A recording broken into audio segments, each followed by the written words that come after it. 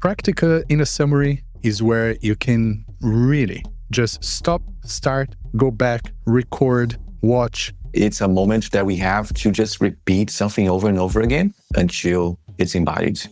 Instead of after-class social, let's call it after-class practice session, or as we call it, Práctica. Because then we can ask the students to stay around and practice those things. The class ends, but you don't end the vibe of the class. Having songs ending actually encourages people to be more on a practice mode, because we're just used to this thing that when the music doesn't stop, we just keep flowing. People really don't know how to practice. And realizing that now is perhaps the reason why people leave when the class is over and you still have 30 minutes of practice, but people leave because they might just not know what to do. They are there, but they don't know how to hold a practice session. Why so many dancers plateau after leaving the classroom?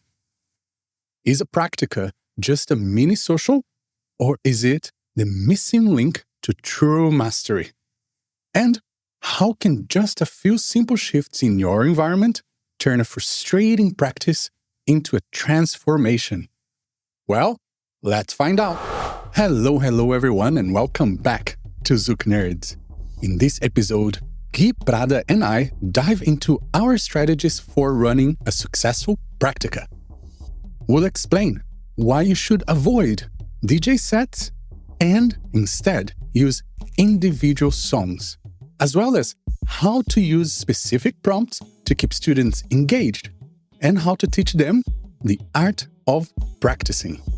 Whether you are a teacher or a student, we are sharing the formula to turn your studio time into true integration. So, let's go!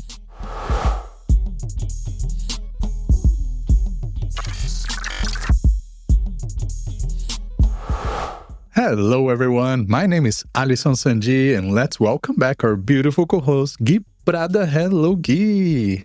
Hello, Alisson. Hello, everybody. Welcome back to ZoukNerds.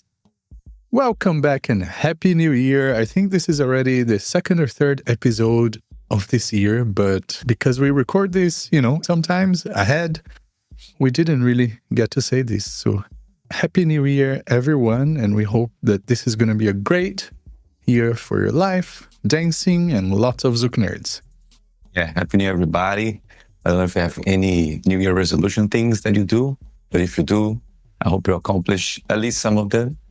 And may 2026 be a very productive and successful year for everybody. And for today's episode, we are going to talk about something that we are really, really passionate about, which is to run our Prácticas. For those of you who have not heard the episodes earlier when we talked about this, we talk about the learning progress, but as well as the practice progress, where you have practice in class, and then you have a dedicated time to practice, get feedback, corrections, revisions, and all of those things, and then the social. So when a lot of people come to us and they say, hey, I want to get better at dancing and I'm not sure what to do, what should I be doing? That most of the times comes from the students. But also when teachers come to us and ask for help and say that their students are not improving as much as they would like to see, or something seems to be missing because they never go to social. And then that's where we always talk about the Prácticas, which is basically an in-between between the class and the socials. For us, this is such an important part of the learning process and of the integrating process, because Práctica, in a summary, is where you can really just stop, start, go back, record, watch, and for some, you could even call it like a training session. But in this case, it's done as a group, almost like a social, but a social without the pressure of continuous dancing and no stopping, no asking questions, no asking for feedback, right? Those are a few of the things that I feel that is really what describes and the important things about Práctica. How about you, Gui? How do you see that in the learning and integration process? I agree with everything that you said. I think that the Práctica is perhaps the most important part because it brings the integration of everything people have been learning. Because as you know, dance learner that you are, we have movements that they immediately resonate with our body. And we incorporate those movements right away. There are some other movements that we do need to repeat them over and over again in order for them to sink in. So the Práctica, it's a moment that we have to just repeat something over and over again until it's embodied. The Práctica as is its own thing, I think actually is a pretty hard thing to run, honestly, because you need to have several elements existing for the Práctica to run in the way that we are describing right now. A place where people come, there's music playing, there's people in the room, and then you go, can we practice this thing here over and over again? Can I make a video? I brought a tripod. And that space is hard to create because the moment that you start playing music and there's people in the room, it's very easy for it to become a very small, short social. So the environment of the Práctica, I think, is pretty challenging to create. We have tried that in DC a couple of times, and we realized that if there needs to be at least one person who is engaged in the task of making that a Práctica, of making that a time that people don't just social dance, that they are also able to give and receive feedback, for example. Because the moment that it becomes a short social, a small social, the elements of the Práctica slowly disappear. And those who are wanting to practice, they feel self-conscious about the matter of practicing, and then they also start social dancing. So for the environment of the Práctica to exist, I think there needs to be certain elements, and perhaps the most important of them is to have at least one person in the room that is engaged in the idea of keeping it as a Práctica. Actually, I haven't seen a proper Zouk Práctica in all my years of teaching. I have seen tango Prácticas, I have seen other practice sessions that we scheduled and then we got together to practice, but I haven't seen, for example, go on a schedule of somewhere and see, oh, there's a Práctica on Tuesday at 7 p.m. Then I get there on Tuesday at 7 p.m. and people are actually practicing. It's almost always a small social. I don't know if we've ever seen a Práctica who was actually a practice session, but that was booked by the school. Well, to be honest, I have to agree with you. It's really, really hard to think of a place where there was a consistent Práctica that ran as a Práctica. I have to say that we have tried. We have tried in DC every Monday. We try to run it as a Práctica or in other places that I taught before. And I think it does run well if there is a certain instruction or input from somebody in charge.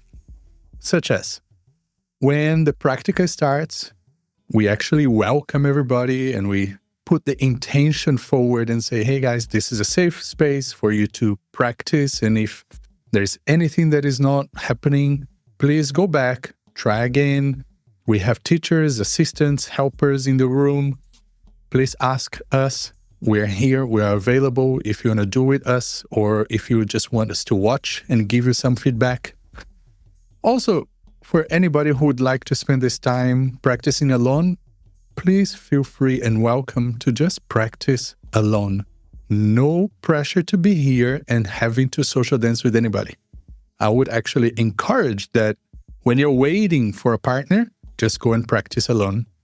And for those of you who see somebody practicing alone, instead of just assuming that they are waiting for a partner, please go and ask, hey, would you like to continue practicing alone or do you want to social dance with me? Because there is also this thing that, a bit of a sidetrack here, but in practice sessions that ran well and worked well, I heard a feedback that there was people who wanted to social dance practice alone, but they felt like they couldn't because they were constantly interrupted. So they felt that pressure to actually dance with other people instead of just having that time for themselves. Now, a few things that I think that can help and make this successful is to, after the introduction, you can give them prompts of things to think about, to work on. So let's say you introduce the Práctica to everybody, you introduce the concept because maybe there are new people there, and then you ask everybody, hey guys, for the first 30 minutes, I'm just going to play some music that has a certain beat or a certain feel or a certain dynamic, and let's just focus on this one thing. Okay, so everybody, you can dance as much as you want, as little as you want, as basic as you want, or as challenging as you want. Well, let's focus on this one thing. For example, if we want our students to focus more on timing and practice timing, so let's just put some traditional music with constant beat, not too many breaks, and very clear rhythm. And then ask everybody, hey everybody, for the next 30 minutes, let's just practice timing. So let's avoid stopping too much or doing different variations of syncopation and timing and rhythm. And let's just focus on our tum chick chick or tum tak chick, however you want to call this. And then maybe another time, you can introduce another challenge and go like, hey guys, let's practice traveling across the floor. So wherever you start with, maybe give yourself 8 counts and let's get to the other side. How can you do that? Maybe let's think about some viradinhas. Let's think about soltinhos. Let's think about some of the movements that you have already learned, and let's use that for traveling. And then you can always come up with some different topics. It can be multiple topics in the same Práctica, or it can be just one topic for the whole Práctica. It just really depends. If it's a Sunday afternoon Práctica, maybe you can do different topics, and then maybe the last hour, no topics. Just dance and integrate without stressing too much. But if it's like that typical after-class social, I would actually encourage all the teachers and students out there to change this. Instead of after-class social, let's call it after-class practice session, or as we call it, Práctica. Because then, if we just worked on bonuses, if we just worked on elasticity in the classes earlier on that day, we can ask the students to stay around and practice those things. And as they practice, they can ask questions because we're there. And then this is going to make their learning, their understanding, their confidence, and the next class so much better and so much easier to evolve. What do you think about that, Gui? Do you think that the outside of class Práctica, like a Saturday and Sunday, or that the Prácticas right after the class are more likely to work better? What do you think? It's a good question. You know, it's the $1 million question.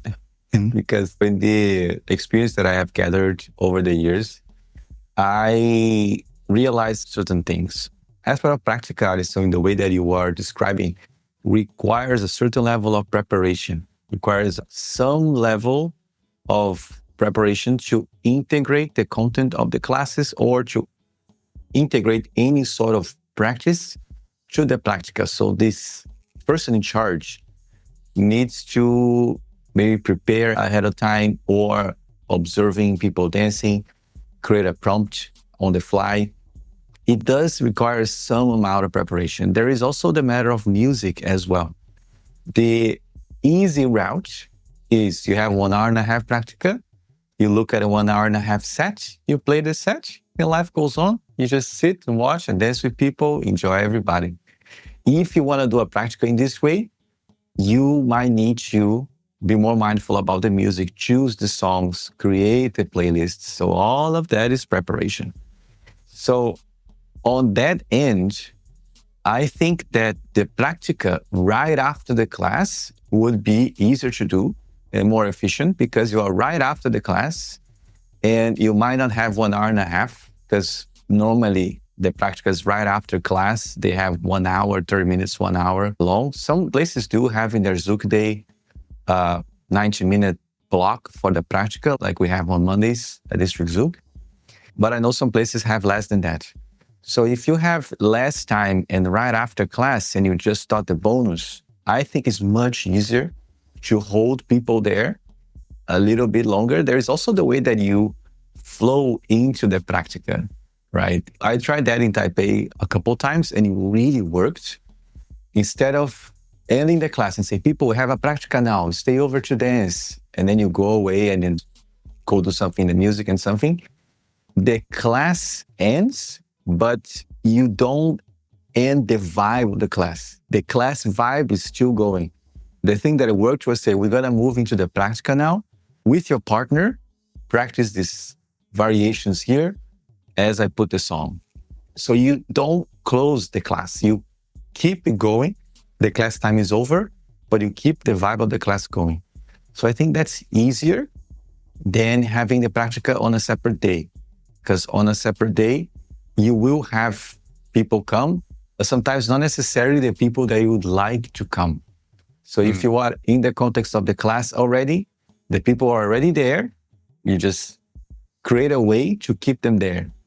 I was also thinking about the idea of how interesting would be if we start making or offering actual Prácticas on weekends, like you mentioned, and we have a theme in which, for example, they know the theme ahead of time. This Práctica on this Saturday, we're going to practice dancing to songs in different styles and different speeds, for example, and see what happens, you know? Again, I do think that will still require the same or more degree of preparation that we have for a class, you know, because curating songs, it will be the thing, thinking about the exercises, all of that. Are we doing a warm-up? Are we not doing a warm-up? How we start the Práctica? Are we going to have just the teacher there? Are we going to have some assistants to walk around? How that's going to be like, you know? So I don't know if you thought that deep into this idea, but long answer to your question, I think that the Prácticas after class are easier to pull off in terms of keeping people there, preparation, and engagement. And there are a couple of things that we need to be careful with to make sure that the Práctica is successful. So I would recommend not using DJ sets that are too complex. Yes. Or, to be honest, don't use DJ sets. Actually have songs that end. This is actually better for people to reset. And they go like, okay, should I change partners? Should we change what we're doing? Having songs ending actually encourages people to be more on a practice mode, because we're just used to this thing that when the music doesn't stop, we just keep flowing. But if the music stop, it kind of feels more like a class. That's one thing. The second thing, making sure that we don't dim down the lights and make everything dark. Yes, maybe if you have the control of the lights in a way that you can bring them down a little or turn a few of them down so it doesn't feel so, bright and like a class, maybe do that, but just a little bit. And then third, make sure that the music is not super loud or as loud as a social, because people need to feel like they can talk. Yeah, people need to feel like they can have a conversation and basically give each other's feedback without having to scream towards each other. Yeah, so if you have the music in a way that encourages people to stop and start, if you have the lighting encouraging people to actually have a conversation, and the music levels as well encouraging people to have a conversation, I think those three things are usually the ones that makes a higher chance of having a successful Práctica. Because as soon as the music is too loud, turn off the lights, it's gone. It's gone. Yeah. People went into a social mode. It is what it is. Like we've tested this before. doing that at District Zouk or doing that at other locations. And yeah, we have to be careful. I've done this in some of my weekenders where I always ask the organizers to have a Práctica session that is not the social, because I want to be there to answer any questions. And very often when we haven't worked before, when we're going into the practice session, I already see the organizers doing the things, having a DJ there and then turning on the music loud and all the lights. And then I have to go there and ask them, no, guys. Remember when I told you the Práctica is to practice.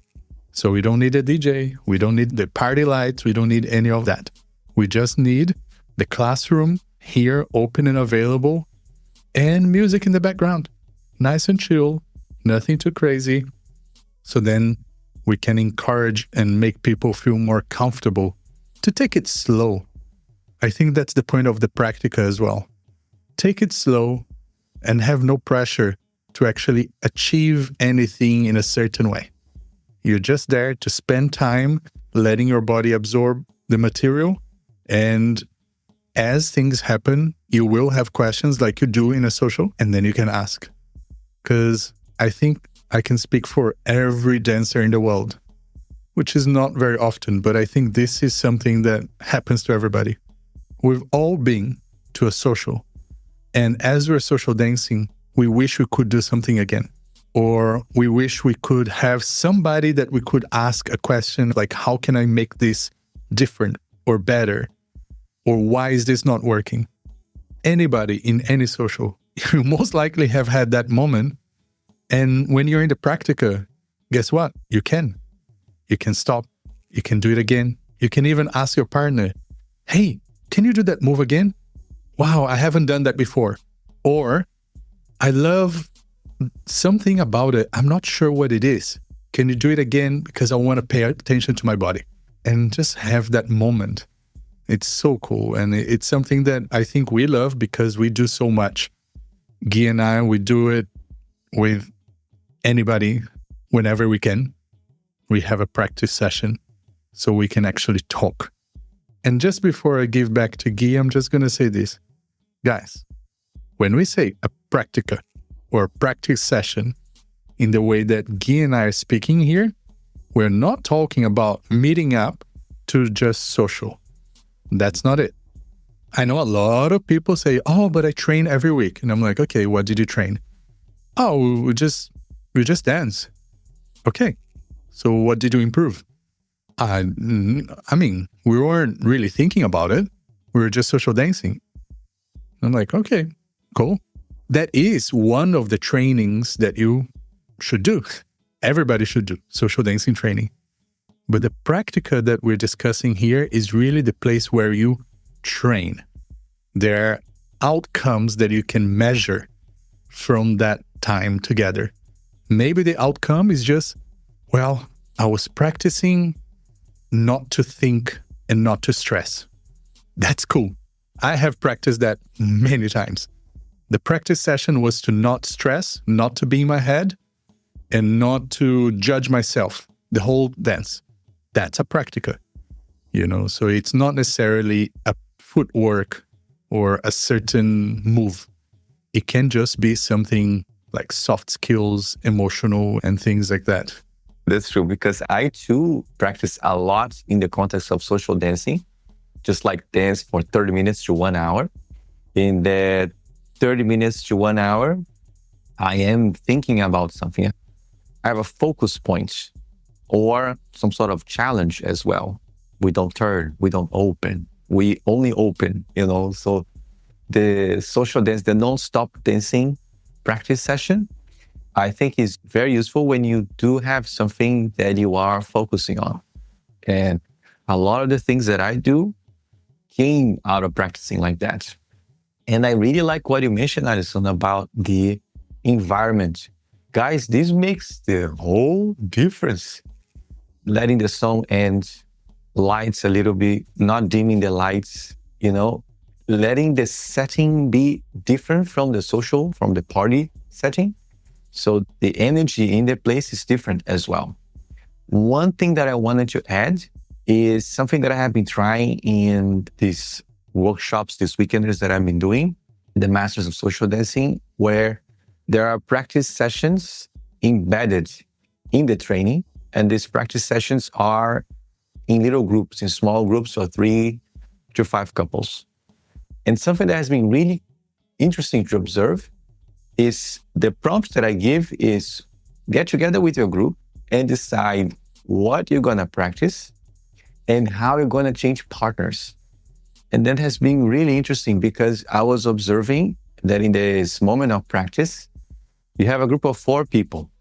Somehow, one couple would go to the side and just stay with each other and don't change partners ever. And there'll be these other people sort of like they're training, but not fully integrated. And the prompt, think of what you're going to practice and think a way to change partners, has been really interesting to see people managing their own training.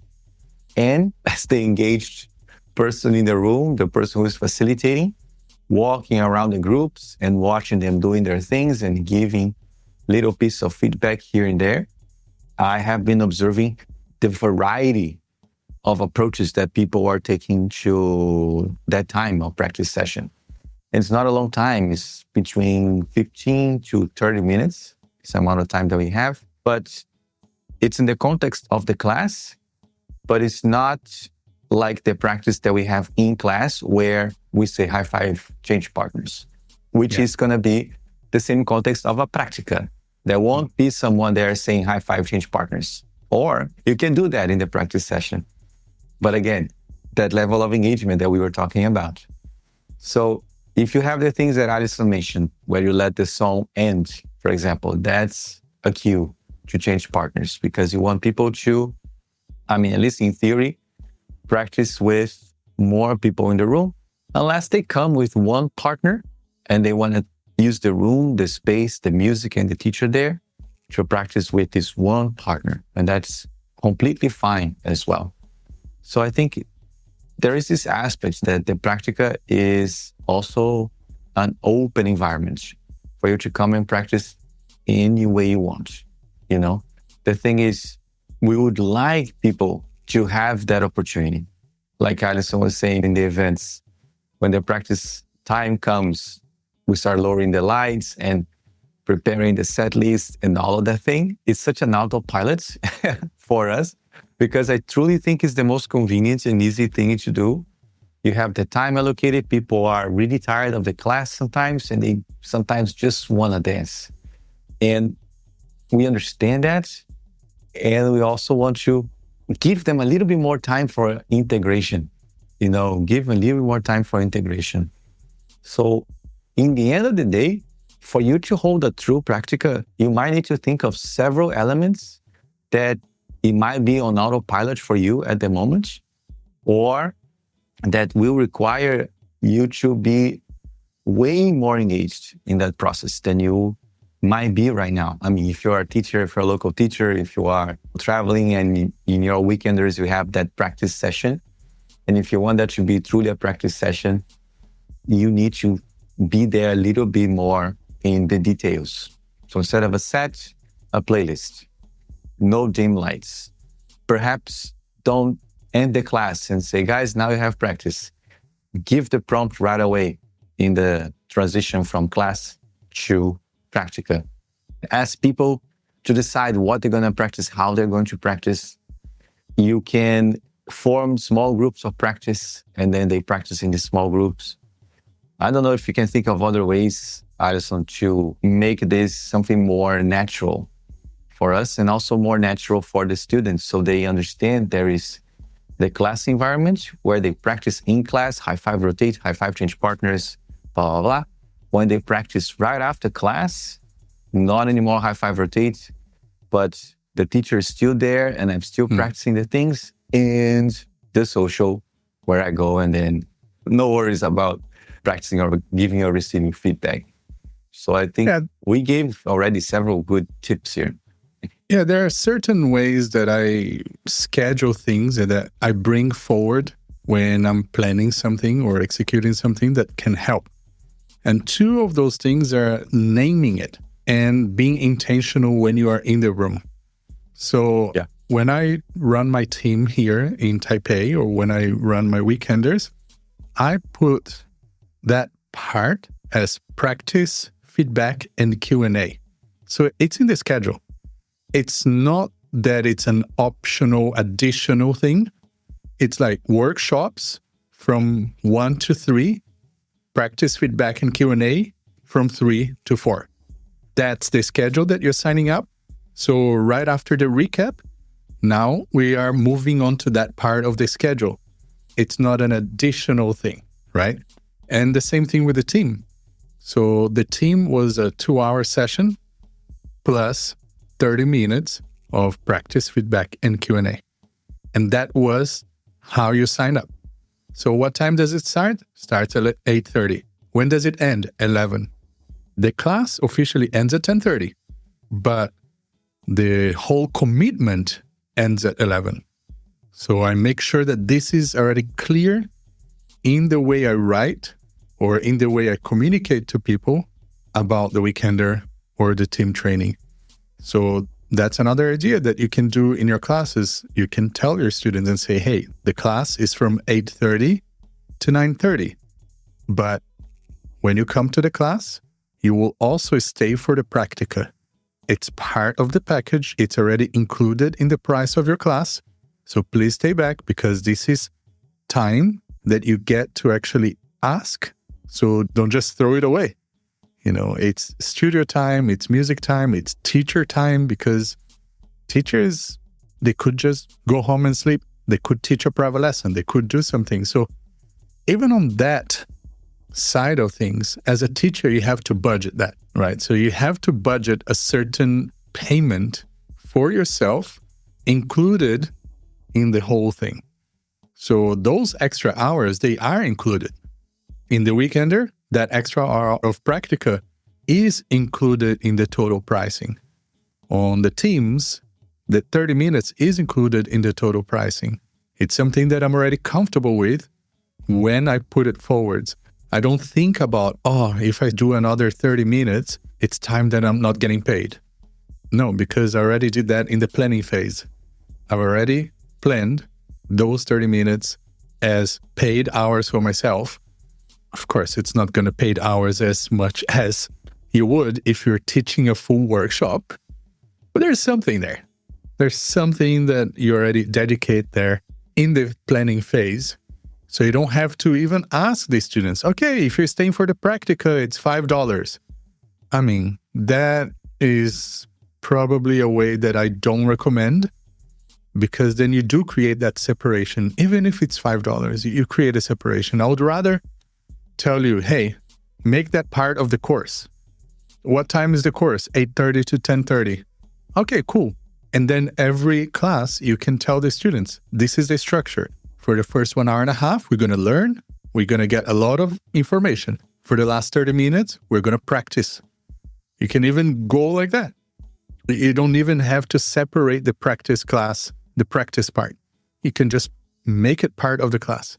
That's a very fair point. Yeah, because most times a Práctica is displayed as separate from the class, and then sometimes people don't see it as part of the class or as valuable as the class. So when the class is over, they go home, So like making the Práctica as a part of the whole thing in the way that you present it in the first place, I think already helps you create this mindset that the Práctica is part of the whole thing.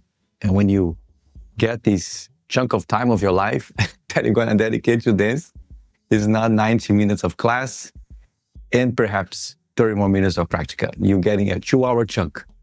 And then the 2-hour chunk is divided in 90 minutes of instruction time and 30 minutes of integration time. Sometimes even maybe calling integration is better. I don't know, than calling like Práctica. Yeah, integration or many different words that we can use. But I find that the practice, feedback, and Q&A usually attracts people to stay. Yeah. Because they go like, oh yeah, I mean, like those are the things that I think I need to get better. I need to practice. I need to get some feedback, and I have questions for the Q&A. So that would be good. But it's not easy. It's something that you have to educate your students to stay back, not something that you may just, tell everybody from this week we're doing it, because they don't understand why, they don't understand the reason. So probably something that you can introduce already inside of your regular classes and plan your curriculum in a way that you go like in the middle of the class. Let's say you have an hour and a half class. In the middle of the class, we pause the instructions and we go like, okay, for the next 15 minutes, I'm just going to play music and we're going to practice and change partners. Okay. So I'm going to be around telling you something, giving you some feedback. But the main focus here is that you guys are going to do the homework in class and practice. And anytime you have a question, you're going to call us and we're going to come here and help. And I already teach them how to practice. Yeah. Because that's the other thing as well. Sometimes the students want to do a practice session. They want to stay back, but they don't know how to practice dance. They know how to be in class, just going like, yes, okay. And then do things. They know how to be a student following instructions. And then if they are already going to socials, they know how to do social. And those things are not connected at all for them. So to have a place where they connect both, for some people, maybe not for some, but for most people, they need a little bit of help in the beginning on how to practice. Because, I think a lot of people don't even understand how to start, how to practice. I think as we get to the end of the episode, you got to the core of the issue with holding Prácticas. People really don't know how to practice. And realizing that now is, that perhaps is the reason why people leave when the class is over and you still have 30 minutes of practice, but people leave because they might just not know what to do. They are there, but they don't know how to hold a practice session. So perhaps in the beginning is creating a system where you facilitate the practice time at first, and then over time, you hand that to the students as you notice them getting more independent in managing their class time. In the weekenders that I was talking about, in the first ones, it was more, okay, guys, now you practice. And then you see them standing for a long time. So not knowing what to do, how to start. And I realized, no, I need to give them something. I need to give them some direction before they go on their own. And sometimes all you need to do is a little push. That push can come in the form of a task that they need to accomplish. In classes sometimes, in these 15 minutes that Alison was talking about, the changing partner management system is the thing that changes. So for example, I play 15-minute long sets. These 15-minute long sets, they were curated. I asked some DJs to do them for me for warm-ups and dances in class. So they have easy transitions. And sometimes they have purposefully difficult transitions. So the partner change management is, for example, followers. When you listen the transition, rotate clockwise to the next leader. And then we change to the leaders. So this first 15 minutes, I'm not managing the partner rotation. They are, but we gave them a prompt in what moment to change partner.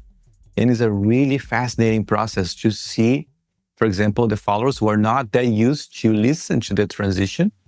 They like, is it over? So they stop dancing, they look around and they see the other followers are still dancing and they go back to dancing.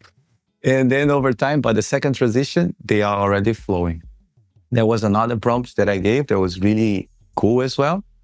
You know that in class, you have the circle and either the leader or the follower are rotating. So you have either the leader or the follower, setting camp in one position in the room for the whole class. So now you not only change partners when the song transitions, but you're also rotating the whole time. So by the end of the transition, you cannot be in the same position. So you have people going around, and I asked them to rotate partners in the opposite direction. to leave them even more confused, but they more engaged, So like giving these little prompts in class, this 15 minutes that you are giving for them to practice, they have some form of direction. They have something that they are thinking about. So for example, the moment that I ask people travel, you see something switching in their brains and they need to consult the library of movements that they have for travel. And then most of the times they lose the timing because they rush. Most of the times they bump into each other because they're rushing. And sometimes they lose connection with their partners. So you give them a prompt, travel, and you see them slowly adjusting to the new prompt. And then you're having people practice floor craft. You're having people practice musicality in the sense of paying attention to the music and see when it's changing. And you just have people engaged in a different way. And this is in the context of a class. We are still in class. After those 15 minutes, we go back to instruction giving and receiving. In the context of a Práctica that is not a class, I think these things could work as well. There was an experiment that we did in the Práctica in DC where we asked people, for example, just to dance with their left hand. Just hold with your left hand, leaders, and the follows on the right. And then we had people now just hold with the right. And then these things work really well. People get used to the idea of having something to practice. The only thing in where this can, let's say, fail, I wouldn't say fail, but like have a hard time continuing, is that it will require the facilitator to be constantly engaged in the process, selecting the songs, making the playlists, thinking about the prompts, So if you have 1 hour and a half of a Práctica, you might need to think of 1 hour and a half worth of prompts, or like just the first section. I don't know. There's so many things you can do. The most important one is do something. Get out of the not doing the things that we normally do when you have that time for people to dance, if you want them to have a proper integration practice time. And the first thing, like Alison mentioned, is teaching people how to practice without necessarily, okay, people, this is how you practice, blah, blah, blah, blah, blah. But just soft introducing them to the idea that now you're on your own, but you have guidance to be on your own. I think that alone start putting people in a new rhythm. And when it comes to integrating what they just learned. And as you go around the room, prompting that again, hey, how are you guys doing here? Have you gone that way yet? Have you traveled across? Okay, why don't you try the other direction now? Okay, I'll see you on the other side. And keep going. And sometimes you may see a student or two who is just not really going with the Práctica feeling. And then I just go there and ask them, hey, what are you guys practicing here? And then they kind of like freeze and they look around and they're like, oh, we were just dancing. And then I'll give them some feedback. And I'm like, okay, why don't you practice this part? And you practice this part. Okay, because I was watching your guys and yeah, you need this and you need this. And I think this is one last thing I want to tell you guys. When you're giving feedback, please make sure you give feedback to both. Okay, yes. We've spoken about this before. But this is mega, mega important for a teacher, for a friend, for anybody. Whenever you're correcting, you correct both. You never want to leave somebody feeling that they are the problem in that partnership. Yeah. Sometimes you don't have a lot to tell to that person. Maybe one person is really struggling with the turn and the other one is doing okay. But you can always tell them, okay, think about your posture and really embrace with your arms a little bit more to support your partner.